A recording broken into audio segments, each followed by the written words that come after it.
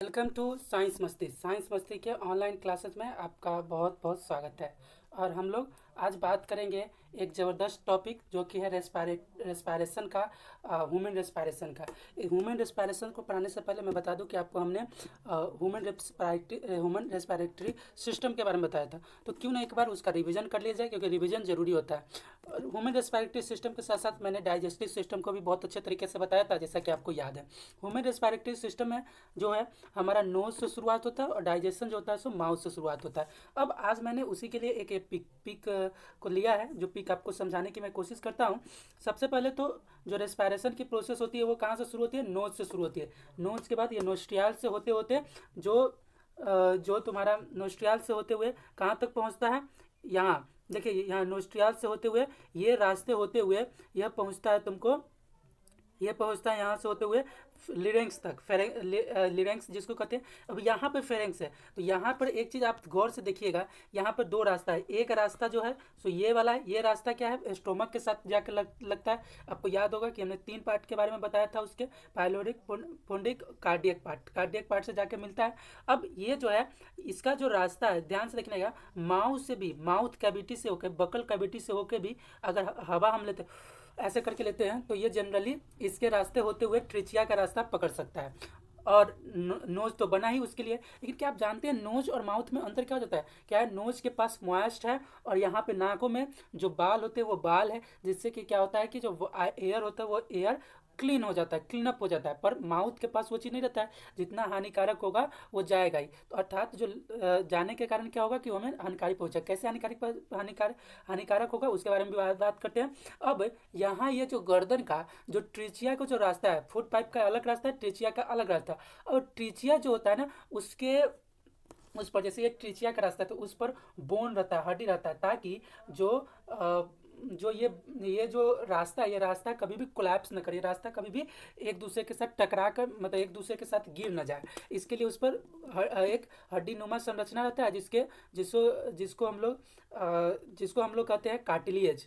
ठीक है। अब ये कार्टिलियस से होते हुए ट्रिचिया अब 2 भागों में बढ़ जाता है, जो होता है right lungs and left lungs. अब राइट लंग्स और लेफ्ट लंग्स को समझने से पहले समझिए कि ये जो रास्ता है ट्रिचिया, समझ गए? ये वाला रास्ता, ये वाला जो रास्ता हुआ है ट्रिचिया हुआ। इसके बाद ये 2 और बट गया, एक हो गया राइट लंग्स, एक हो गया लेफ्ट लंग्स। अब लंग्स के अंदर भी ऐसी जो संरचना है जिसके पास बोन है वो कहलाता है ब्रोचुअस। ठीक है, वो कहलाता है ब्रोचुअस। अब ये वाला जो पार्ट है, ये वाला पार्ट ही कहलाता है, जो फूल लेकिन ऐसे लगता हुआ है, ये पार्ट्स हो गए एल्वेली, जिसको एल्वेलस कहा जाता है, पर इसका जब प्लूरल होता है तो ये एल्वेली कहलाता है। ये क्या करता है? सक द एयर इसके अंदर जाकर फंस जाता है, यहाँ पे एयर रहता है। अब इसका काम क्या है कि एयर को ऑब्जर्व कर लेने का। उससे पहले आप एक चीज़ समझ लीजिए, आप ऑब्जर्व कर सकते हैं कि आपका जो ये लंग्स है, ये लंग्स हड्डी से क्या है? घिरा हुआ है, ऐसे घिरा रहता है, हड्डी से ऐसे घिरा रहता है।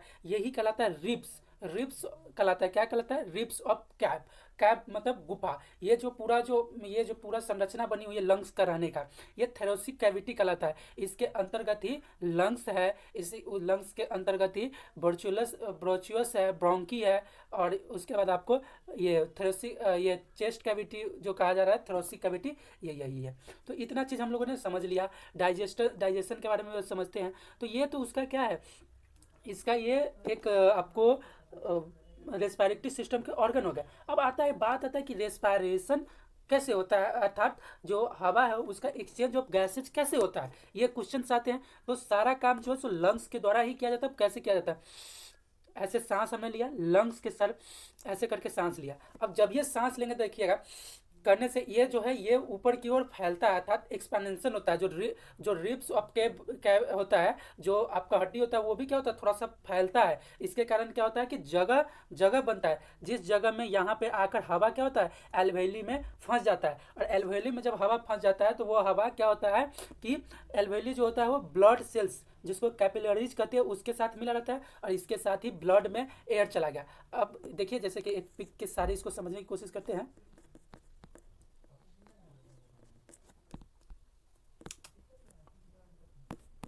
हाँ, यहाँ देखिए, ये बड़ा ही जबरदस्त सा एक पिक आ गया है, जिस पिक में देखिए क्या हो रहा है? ब्रीदिंग, जब सांस ले रहे हैं, in chest cavity becomes bigger, chest cavity क्या है, बड़ा हो जा रहा है, बड़ा होने से स्पेस ज़्यादा हो जा रहा है, तो एल्वेली क्या कर रही है, अपना जो एयर उसके पास क्या है, उस एयर को सक्ड कर रही है, फंसा ले रही है, उसको अपने पास रख ले रही है। और जो एल्वेली है वो एल्वेली किससे जुड़ा हुआ है, ब्लड सेल्स कैपिलरीज से जुड़ा हुआ है, और इसके साथ ही वो ब्लड में चली जाती है। यहाँ पे देखिए rib cap moves upward and outward, ऊपर की ओर हो रहा है, उसका rib catch with lungs inside, ठीक है। डायफ्राम है, अब डायफ्राम क्या हो रहा है, बड़ा हो जा रहा है जब ब्रीदिंग हो रहा है, और इसके साथ ही अब जब ये पूरे शरीर में चला गया, तो सेल के पास पहले से ही मौजूद है डाइजेशन के फलस्वरूप ग्लूकोज के साथ मिलकर एडीपी और एडीपी के साथ मिलकर वो क्या बनाएगा, एटीपी बनाएगा, एनर्जी करेंसी बनाएगा, जिसका यूज होगा।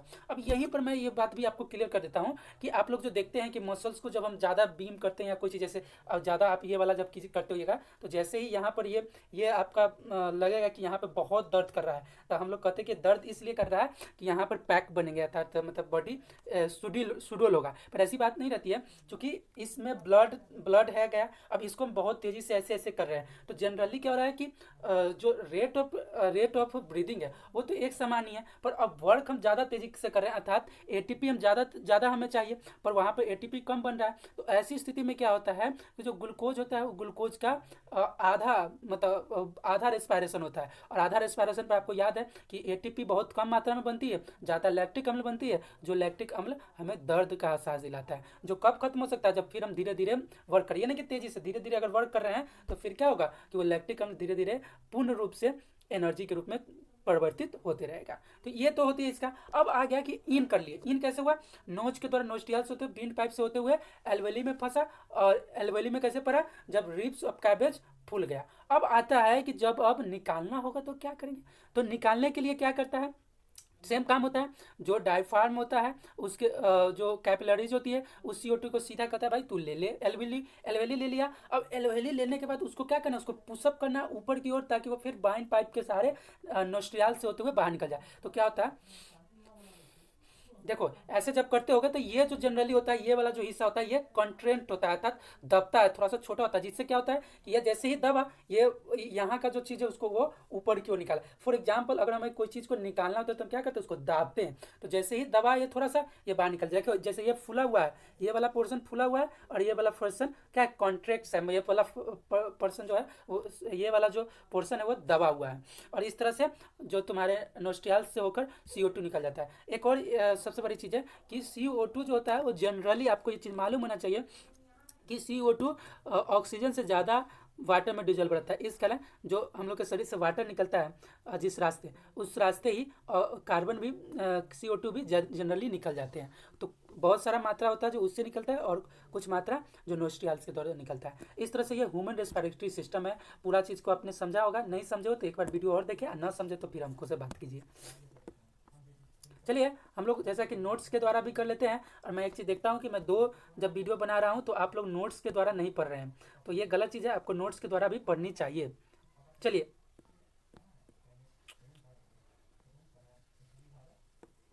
बेन बी ब्रेद इन, जब हम लोग सांस लेते हैं, we lift our ribs and flatten our diaphragm, हम अपने रिब्स को क्या करते हैं, लिफ्ट करते हैं, और डायफ्राम को फ्लोट करते हैं, मतलब फुलाते हैं, our diaphragm and the chest cavity becomes larger, और चेस्ट कैविटी क्या हो जाता है, लार्जर होता है। एज अ रिजल्ट, इसके परिणाम स्वरूप, because of this air is sucked into the lungs, इसके कारण एयर जो होता है लंग्स में सक्ड हो जाता है, and fill the expanded alveoli, और फिल कर देता है, भर जाता है किसको, एक्सपेंडेड एल्वेली में जाकर वो फंस जाता है, और एल्वेली में जाकर वो समा जाता है। इस तरह से एल्वेली क्या, फिलअप ऑक्सीजन हो गया, फिलअप एयर हो गया।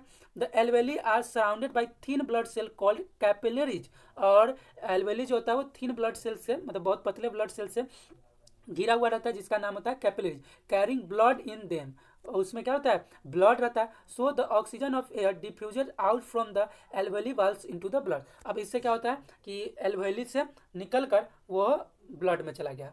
अब the oxygen is carried out by blood to all the part of the body, अब ऑक्सीजन क्या करता है, ट्रांसपेरेंट ऑक्सीजन तो ऐसे भी ट्रांसपोर्टेशन करता है, तो ये क्या करता है, सारा जो ब्लड है उसको कैरी आउट कर देता है पूरे बॉडी में।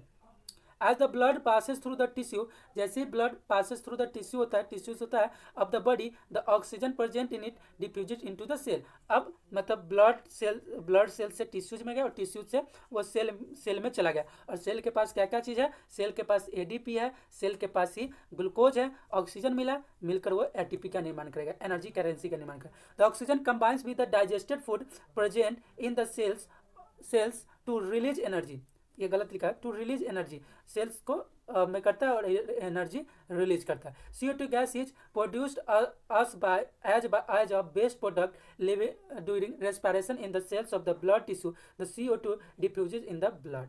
ठीक है, CO2 बेस्ट प्रोडक्ट के रूप में निकलता है जो कि डिफ्यूजेज इन द ब्लड में डिफ्यूज होता है। Blood carries the CO2 back to the lungs, blood जो होता है CO2 को फिर से लंग्स में भेज देता है, डिफ्यूजेड इनटू एल्वेली, और इसको फिर एल्वेली में डिफ्यूज कर देता है, जैसे हुआ था वैसे ही फिर होगा। वेन बी ब्रेथ आउट, जब हम लोग ब्रेथ आउट मतलब ब्रेथ इन को तो सांस लेते हैं, ब्रेथ आउट का मतलब सांस छोड़ते हैं। The diaphragm and muscles attached to the ribs relax due to which our chest cavity contracts। अब जो फूला हुआ जो रिब्स है, जो डायफ्राम वो धीरे से रिलैक्स होता है, और जिससे कि चेस्ट कैविटी क्या होता है, कॉन्ट्रैक्ट होता है, मतलब दबता है। This construction movement the chest pushes out CO2, और यह क्या कारण बनता है कि जो CO2 होता है उसको वो पुश आउट कर देता है बाहर की ओर।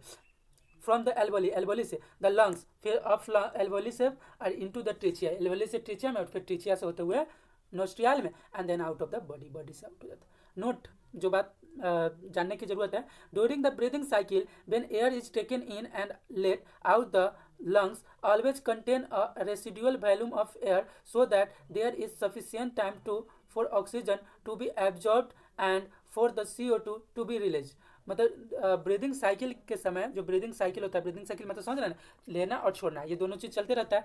जो होता है उसमें लंग्स के पास ना एक मतलब रेसिडियल मतलब रहने का एक अपना स्थान होता है, जिससे कि वो प्रॉपर तरीके से काम करे। चेस्ट कैविटी के अंतर्गत देखते हैं कैसे फूलता है और कैसे पचकता है। उसके बाद आता है CO2 is more soluble in water, CO2 बहुत ज़्यादा सोल्यूबल इन वाटर होता है देन ऑक्सीजन, ऑक्सीजन की तुलना में, as and hence is mostly transported in the dissolve from in our body, और ये जो मोस्टली होते हैं डिजॉल्व वाटर के रूप में हम लोग के शरीर से बाहर निकलते हैं। रेट ऑफ ब्रीदिंग, अब रेट ऑफ ब्रीदिंग क्या चीज़ है, देखिए, the process of breathing pumps in oxygen into our body and remove CO2, ऐसा प्रोसेस जिसमें ब्रीदिंग में हम लोग ऑक्सीजन को पंप्स करते हैं, अंदर क्यों लाते हैं, और CO2 को आउट करते हैं, रिमूव करते हैं। Breathing occurs involuntary but the rate of breathing is controlled by the respiratory system of brain, लेकिन मतलब ब्रीदिंग जो है वो किसी भी अनुपात में हो सकता है, पर इसको कंट्रोल जो है वो ब्रेन के द्वारा किया जाता है। कैसे, मतलब ब्रेन रेस्पिरेटरी सिस्टम का जो अपना कार्य करने की जो शक्ति होती है उसको ब्रेन का, मतलब ये नहीं कि ब्रेन करता है। The average breathing rate in an adult man rest is about 15 to 18 times पर मिनट, मतलब जो एडल्ट आदमी उसमें 15 से 18 टाइम्स होता है ब्रीदिंग रेट पर मिनट, मतलब एक मिनट में कम से कम 15 से 18 बार करेगा। This breathing rate increase with increase physical activity, जितना ज़्यादा वर्क करोगे उतना, दौड़ते समय करते हैं हम लोग, का है नाक से भी मुंह से भी लेने लगते हैं, तो मुंह से नहीं लेना चाहिए, मुंह से लोगे तो वो तुम्हारे लिए हानिकारक होगा, ऐसे लेना चाहिए।